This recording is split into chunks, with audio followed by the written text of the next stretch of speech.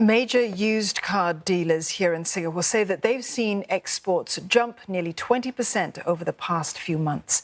They say it's mostly because the post-pandemic global recovery has gone into high gear. But as local car prices are set to rise this year, they say selling more abroad could make better business sense for them. Neo Rongwei finds out more. These used cars may have seen better days, but it isn't the end of the road for them just yet. They will soon be sold to countries such as Japan, Dubai and Pakistan. Such exports from Singapore have been picking up speed lately. This yard has shipped out 20% more used cars compared to last year. One exporter says it's because the global economy is shifting gears. I think they are now more willing to spend to buy on big ticket items because they can't travel. They want a better car. Once the overseas market open, they will still need commercial and passenger car.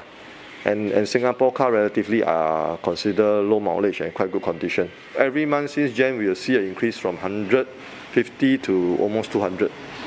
There are also a lot more used cars to go around these days. Pent-up demand in Singapore means many are dumping their old cars for newer rides. A bumper crop in March, when the number of deregistered vehicles spiked 40%. Some that end up here won't leave the country in one piece. Instead, they'll be sold for spare parts. This scrapyard takes apart around 5 cars each day, and what remains are smaller components like this, which are easier to pack and export. It's a huge undertaking, but it's a preferred choice by some overseas buyers to cut costs. Meanwhile, this dealer prefers to keep his goods intact. His export business has jumped 50% over the past 2 months, and he must keep stocks moving. He can sell them locally, but these cars lose value each month they're left in the showroom, mostly from the costly certificates of entitlement that come with the shelf life. Or this type of car, if you don't sell it quick, every month, the road tax plus the COE depreciation is come to about 1,000.